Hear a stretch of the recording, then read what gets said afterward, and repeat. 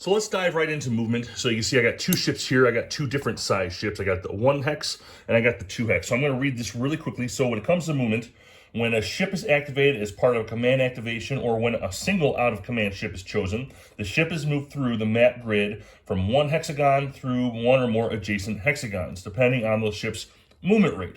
Now, hexes may not be skipped over while moving. So obviously for the little ship, the bow is in the front, stern is in the back, that's the rear of the ship, and both of these hexes near it are considered the ports and the starboard. Starboard is the right side, port is the left. The bigger ship, you have 2 hexes. This is the bow hex, this is the stern hex, and then obviously you got the bow and then the stern all together. All right, this is important to remember now because there's certain situations that are going to come about that you need to know. Are you attacking the bow hex or the stern hex? Or if the line of sight intersects one or the other. It's going to be mentioned again later. So just remember, wherever the bow is located, that's the bow hex, stern hex. Port and starboard are different though. So for the small ship, the starboard, which is these 2, are considered both of these 2 sections, and the ports these 2 sections. But for the bigger ships, only this part is considered the starboard. That's the port. So now the next thing we're going to talk about is movement rate. Now this is important, all right? Again, this is the age of sail, right? So we have to know what the movement rate of each ship is. So depending upon its relationship to the wind direction, a ship will have a number of movement points that it must expend in that turn. MPs may not be saved for later turns. In other words, you can't hold back then 2 movement points and then use it later. You either use them or you don't. A ship's position relative to the wind direction is described by the following nautical terms. Running. Both of these ships are running. They're going the same direction as the wind. All right, this is both their bows, and they're both going forward. This is worth 4 movement points. This is not the most efficient way of running. Why is that? Because your wind is being blocked by the rear mast. You look at this ship right here, that's a 3-masted ship. All this wind is blowing behind him. Not all sails are getting all the most wind. So running is not the most efficient. Reaching.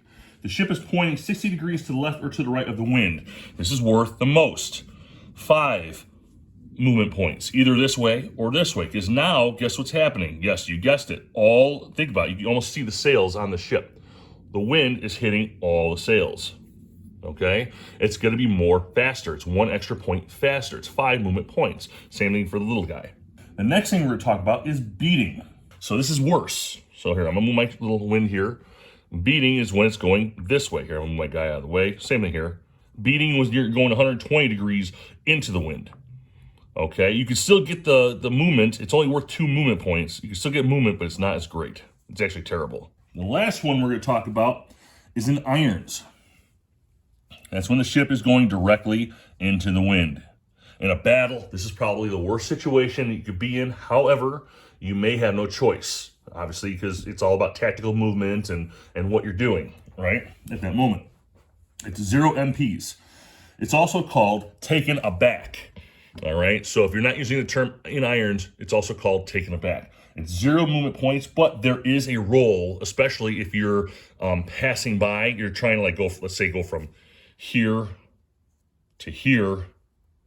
There's a roll that will you take to see if you've made it or not. If you're in chains or in irons, excuse me, then you're stuck for that turn and you're gonna drift. We'll talk about drifting here in a minute. Now there's a couple of rate modifiers that we could talk about. All right. So for small ship speed enhancement, ships with a relative rate of 5 or 6. All right. So this guy here just happens to be a rate of 5. On their undamaged side may optionally add 1 movement point to their allotment upon activation. You don't deal with a lot of the small ships, but that is an option. Because it's smaller, it's lighter, there's less friction. He moves just 1 movement point a little bit faster. He cannot be labeled as a G or a T. That's either a gunboat or I can't remember what the T stood for. I think it's a troop transport. So if you see a G or a T on there, on these little guys, you cannot get that extra point. It's not considered a bonus. It's considered a normal rule of the game. Now, the next thing is full sails. Let's talk about full sails here. I showed this to you yesterday. If your ship is going full sails, all right, we talked about that. It's good for movement. It's bad for battle. You have a better chance of losing a mast at full sails in a battle. However, we're going to talk about the benefit, which means a ship may drop or raise full sails at the end of its movement if desired. So if it's at full sails, I'll get the bonus, and then at the end of the movement, I can take this off, and he's no longer at full sails, if I wish, or vice versa. He moves, and then, you know what, I need more movement. Ships operating at full sails can move further during a turn, but are more susceptible to rigging damage in a combat. We talked about that. A ship that has suffered 6 rigging hits or is damaged may not raise full sails and loses them if currently raised. When a ship is attacked while under full sails, add 2 to the result die roll when rigging is targeted. You can target hitting the hull or the sails. That was a tactic back in the Age of Sail. This is your engine. The sails were the engine. So I can specifically aim for the sails to slow you down. So if I'm aiming for the sails and you're at full sails, you get to add 2 damage when it occurs when you're at full sails. So just be mindful of that. That's bad in combat, great in movement. You get to increase your movement values of a ship. You get to add 1 to beating, 2 to running, 3 to reaching. So you get way more stuff here. And they give you great player aids here. So it shows you all that stuff. All right. So it'll tell you what to do. If you got full sails on the right there, it tells you what you actually move. All right. Weather effects. That's for scenario-based. Some weather conditions are either breezy or calm. We're not going to talk about that, but the scenario will tell you what to add or take away when you read it. Because everything's based on a scenario, unless you make up your own. So you'll know ahead of time if you're going to take away or add to the ships. Ord ships. Now, I don't know if I have any Ord ships here to show you. No, I don't have any Ord ships. But if you have Ord ships in play, remember, there's 3 volumes to this game, so you might have an Ord ship on one of your scenarios. And I may have one, I'm not going to go digging for it. But if you have Ord ships, they disregard all movement. Even when you're going in irons, you don't have to worry about that because you have manpower. You move a ship by moving it directly across the bow hex side. In other words, it's very simple. Since this is, here, let's take away the full sails. So he's going that way, you move directly going into the next hex. Same thing here. Next hex, next hex. That's how you move forward. I know that sounds simple, but this is actually going to get a little more complicated here soon. Wearing. The term wearing is the process of turning a ship without moving its bow through the wind. It is a relatively easy maneuver, but one that can be time-consuming when trying to move a ship upwind. After expending a movement point, a ship may rotate its stern left or right into an adjacent hex. So wearing is when you're taking your stern and moving it like this. So your hex, your bow stays stationary, and you're moving your butt, basically, of the ship. Why would you do this? To avoid collisions or to get yourself into a position. Maybe you're in a perfect position and you want to get to a broadside. Boom. So instead of moving the bow, you're going to move the back end. It gets you just a little bit in a better position. It's nothing major. It doesn't cost a lot. It just costs 1 movement point to do it. So before we even go any further with that, let's do more about this wearing. So let's say I have 4 movement points. I'm running with the wind. 1, 2, I spend a movement point, 3, and 4. That would be considered wearing. Tacking. Tacking is a process of turning a ship by moving its bow through the wind. This is a more efficient way of moving upwind, but it's also a risky maneuver, particularly in combat. Failure to tack successfully may leave a ship in irons, so tacking, you're going the other way. Only ships that begin their move while beating, remember beating, you're going at a diagonal to the wind, going against it. So basically what I'm going to be doing with this particular, excuse me, I am just a little out of way here, sorry. Basically my objective is to turn the ship so it goes through the wind and comes out. It's risky because I may end up in irons. This is what I was talking about earlier. To tack a ship, follow this procedure. You declare the tacking maneuver because it's a serious thing. You have to roll for it. And you're going to rotate the ship on its stern to face directly into the wind. So I'm going to tack. Boom. I tell my partner, hey, I'm going to tack my opponent. I move the ship into the wind. This is the opposite of wearing. So small ships rotate in place. I'll roll a die and check the modified result on the tacking table. The table indicates if the ship ends up in irons or is able to continue the tacking maneuver. So let's take a look. So here's my tacking. I'm going to go through all of this. The commander quality, if there's a present one on the ship, I don't have one. Is there any rigging damage? Let's say no. If damage, -1. If enemy within 3 hexes, -1. +1 if the enemy's beyond 10 hexes. So you're a little bit safer, okay? So I have none of these things. I'm just going to roll. Let's say he's gone. Let's say we get a +1. Let's say we're lucky here. We're doing it before we hit the enemy. So I'm going from right to left. I want to go this way. So I'm going to roll the die. It'll show me what I get. So I get a +1. I rolled a 2. +1 is 3. So let's see. What does it say here? 3, 1. So not only did I turn successfully on my butt, I get to continue one more. So even if I had a bunch of movement points, let's say I had 6 movement points and I started at the beginning to do my tack, it doesn't matter. I only get the 1. Tacking is a very serious maneuver. It's a very dangerous maneuver. And so you're giving up that movement to do that tack. So you may want to consider adjusting your strategy by moving first and then tacking and handling your business. But yeah, that would be my whole move. So even if I had 6, hey, 1, hey, I get 1, 2, I did that tack, successfully got it, I go 1, and I'm done. Simple as that. Okay, so let's talk about backing sails. Backing sails is a maneuver to severely reduce the speed of your ship because you're going into, let's say, a crowd of ships you don't want to end up in. I'm sorry for the glare, but we really don't need to worry about the glare. Let's say that this ship has full sails. The wind is going this way. All right, here, it's going that way. So we're getting a max of 8 points. It's pretty damn good. All right, but we don't want to go there. We set our ships up for failure earlier. We didn't think about that. So now we have to reduce greatly what we're doing. So I got 8 movement points. In order to back sails, the first thing I would do is I could spend 1 of them. I go from 8 to 7 points of movement. And then I take those 7 and I reduce it to half. You always round up. So that would be 3.5. That would be 4. All right. Let's say I move 1. And now I'm down to 3. Okay. I don't want to go any further. I still got 3 more points. I still got 3 points to go.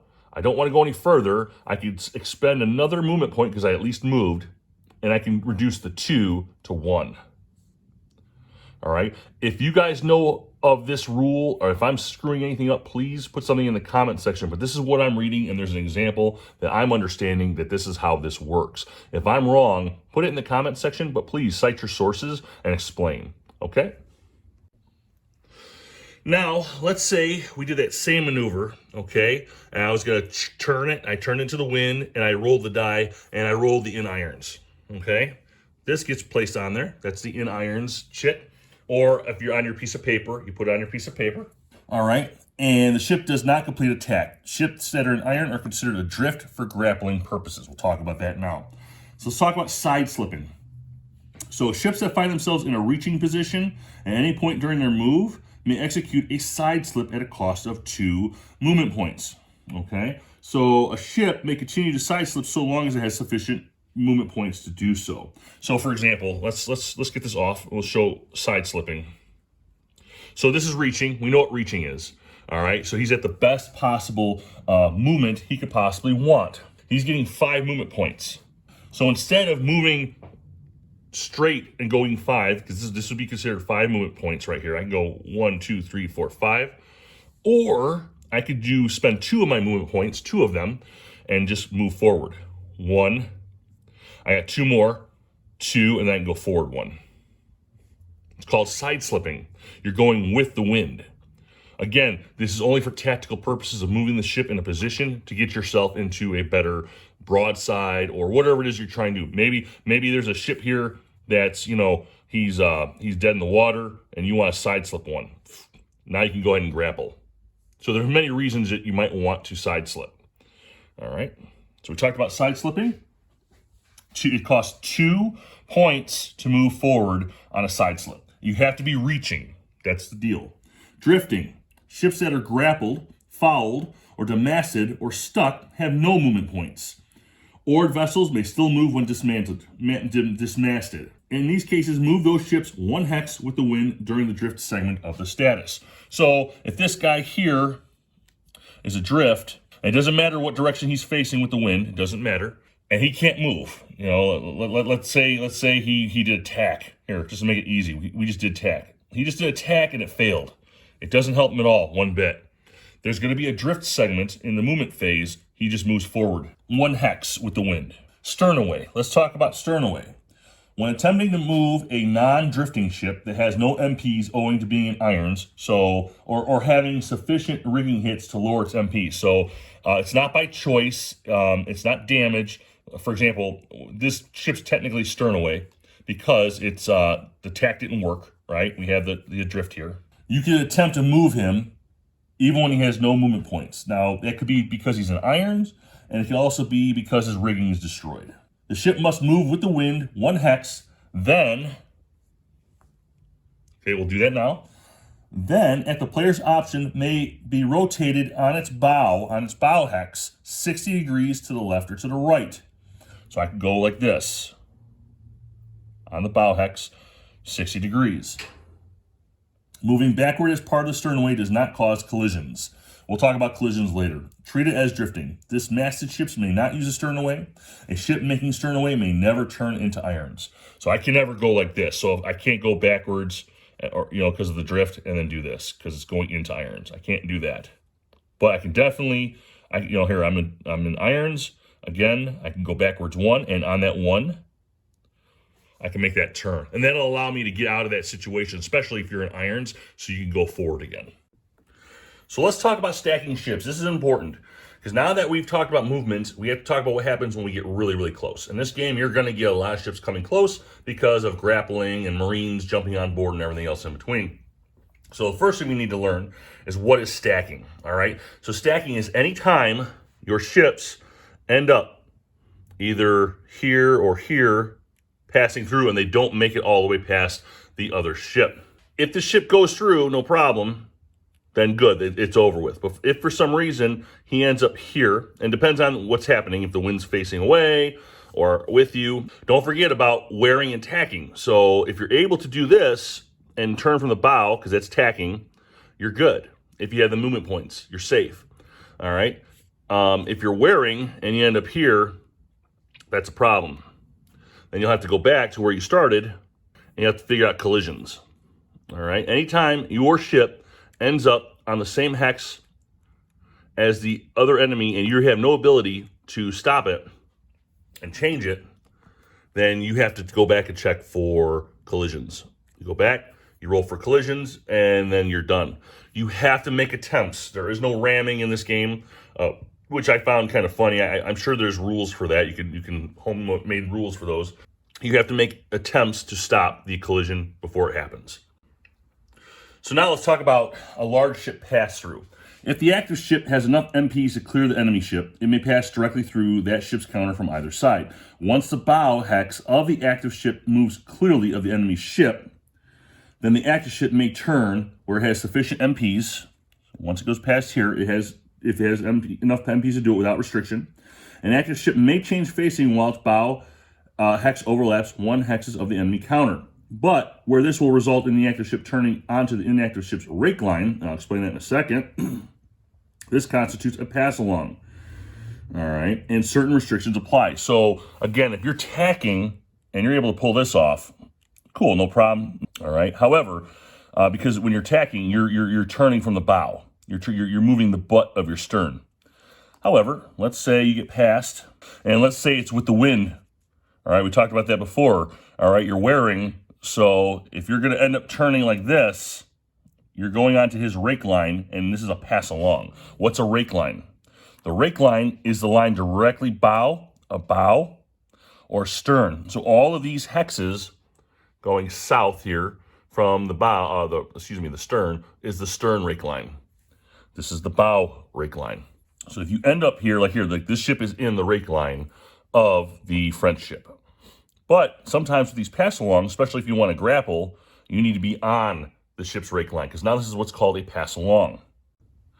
So next we're going to talk about pass-alongs. I've set before you a little bit of a demonstration. Forget the wind marker. So we have the French running away from the English. The English are going to attempt to do a pass-along. Pass-alongs are a very important part of this game because this is where you grapple and melee and everything else in between, all right? If it's an enemy inactive ship, so this is the active player, okay, the French, or the English, If the inactive ship is an enemy and is not dismasted, grappled, fouled, or ankled, or grounded, then the inactive player may oppose the movement of a active player by rolling on an evasion table. This is the Evasion Table by GMT Games. Very good table, and I'll explain that in a second. So we understand what the rake lines are of the French. This is the stern rake line, and that's the bow rake line. So the English are about to move forward on their turn from behind on the stern rake line.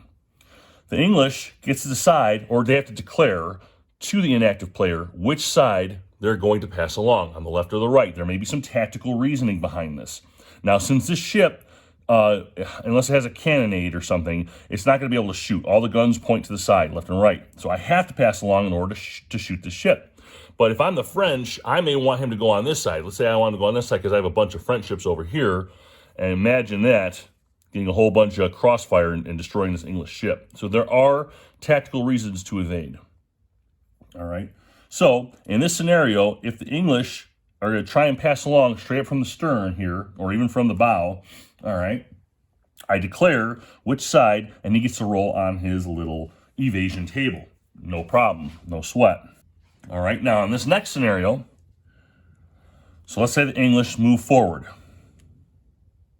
Okay, now in this scenario, he could fire his guns onto the French, and then he's stuck. He has to pass along on the far side. Okay, so let me start that over. So I move, I fire my starboard side. I have to pass along on his left side. And the French cannot oppose this. And you don't want to anyway. The designer designed it this way because if he didn't, there'd be a huge problem. One of the biggest problems would be then if I'm able to pass on this side, I'd be able to do another broadside on this side as well. So to eliminate double shots onto one ship, the rule is you come in close, you take your shot, you have to go on the far side. Same thing if you're on this side here. If you come here, boom, you take your shot, you have to enter on this side. The French cannot oppose it, and you don't want to, and then everybody moves along. You've done your shot for the turn, so the French are safe from any other extra shots. Let's say I don't shoot at all. The English decide, you know what, I'm not going to shoot. I'm going to make my turn. I'm going to go to the near side.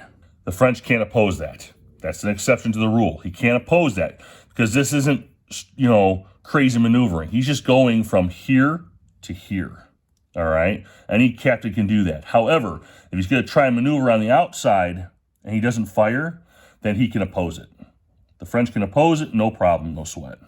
If the English were to come in from a beam, and remember, if you remember that illustration I had, this being the bow and the hex, and this is the port and starboard side. So if I come in from a beam, so this particular hex here, or this one, okay, I make my turns in, I take my fire, I have to stay on my near side, all right? Or even if I don't fire, I have to stay on the near, okay? Simple as that. So going backwards just a little bit, we're going to talk about small ships really, really quickly. So whenever you're moving with small ships, so I got this French ship going across where this little ship is, okay? As I'm moving across the English small ship, I have to let the English player know whether I'm going across the bow or the stern. And that's for combat purposes later. All right, we'll talk about that in the next video.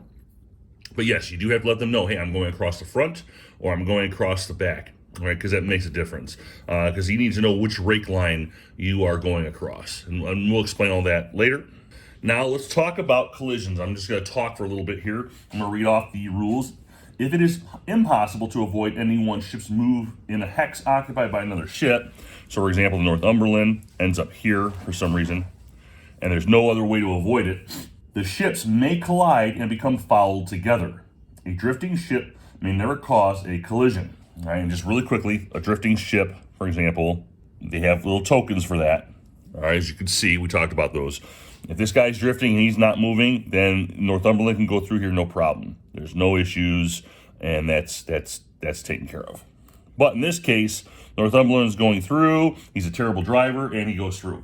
Whether or not a collision occurs, the moving ship ends its turn in the position prior to the overlap. So, if I'm here, and for some reason I end up here, we're going to end the turn here, right back where we started. Ships may not collide on purpose. If any movement is possible through the creative use of wearing and or backing of sails that would allow the avoidance of a collision, that move must be taken. So if Northumberland comes here, I'm going with the wind, and I'm able to make a turn. All right, I'm wearing, I'm now turning, and if I could do that, I must take that movement. Or if for some reason I can't, let's say I'm going to end up over here, and wearing would just put me on here, then I have to back sails until I can come back here, or back to this location where I can make my turn, obviously. And we talked about whether passing on the right side or the left side.